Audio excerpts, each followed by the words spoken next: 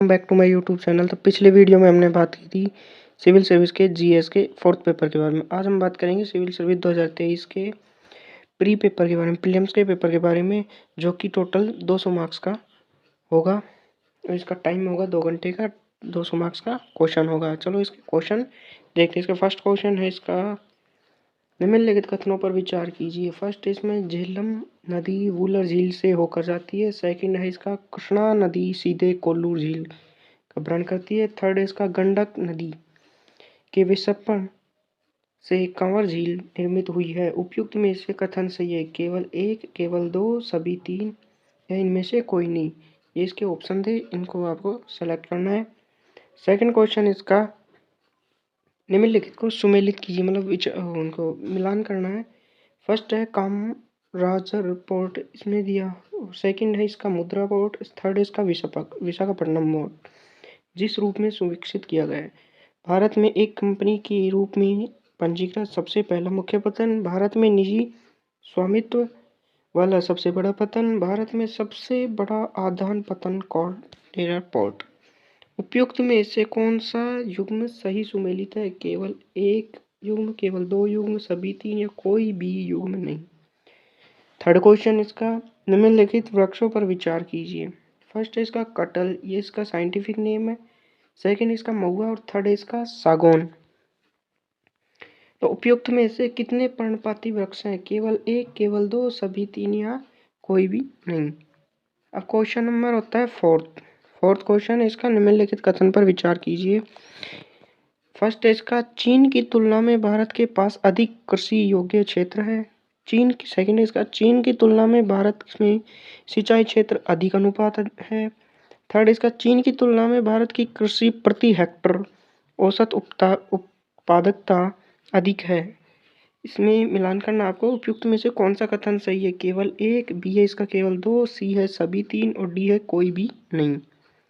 Question number fifth है इसका निम्नलिखित में से कौन सा एक समुद्र स्तर और पुनरावर्ती गिरावट का सर्वोत्तम उदाहरण है, जिससे वर्तमान समय में विस्तृत कच्छ भूमि प्राप्त हुई? फर्स्ट इसका भितरकनिका, सेकंड इसका मक्कन लवण बेसिन, थर्ड इसका नौपाड़ा अनूप, डी है इसका कच्छ कारण। क्वेश्चन नंबर 6 भारत में कटिबद्ध तटीय क्षेत्रों में प्रचुर मात्रा में उपलब्धता इल्मेनाइट और रूटाइल निम्नलिखित में से किसके समृद्ध स्रोत हैं? पहला एल्यूमिनियम, तांबा, लोहा, टाइटेनियम।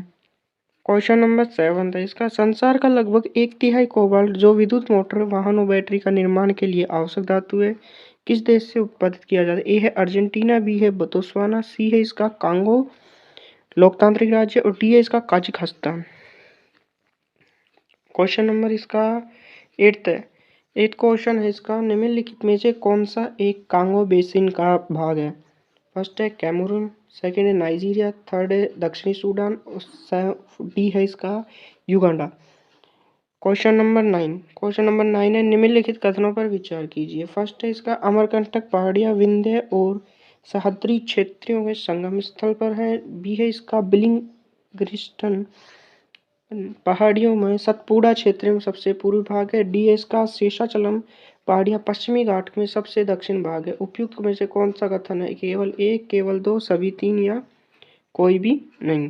क्वेश्चन नंबर 10 है इसका भारत की कनेक्टिविटी परियोजना के संदर्भ में निम्नलिखित पर विचार कीजिए। फर्स्ट इसका स्वर्णिम चतुर्भुज परियोजना के अधीन पूर्व पश्चिम गलियारा डिब्रू सूरत को जोड़ता है। सेकंड इसका द्विपक्षीय राजमार्ग मणिपुर के में मोहरे को म्यांमार होते हुए थाईलैंड पर चिराग माई से जोड़ता है। सी है इसका बांग्लादेश चीन भारत म्यांमार आर्थिक गलियारा उत्तर प्रदेश में वाराणसी को चीन में कुनमिंग से जोड़ता है। उपयुक्त में से कितने कथन सही हैं? केवल एक, केवल दो, केवल सभी तीन या कोई भी नहीं।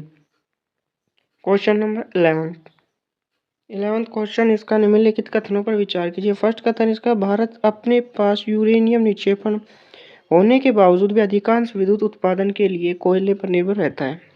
सेकंड कथन इसका विद्युत उत्पादन के लिए कम से कम 60% तक समृद्ध यूरेनियम होना चाहिए। उपयुक्त कथनों के बारे में निम्नलिखित पर कौन सा कथन सही है? ए है ऑप्शन इसका, कथन 1 व 2 दोनों सही हैं किंतु कथन 2 ए की सही व्याख्या नहीं है। बी है इसका, कथन 1 और कथन 2 दोनों सही हैं तथा कथन 2 तथा कथन ए की सही व्याख्या नहीं है।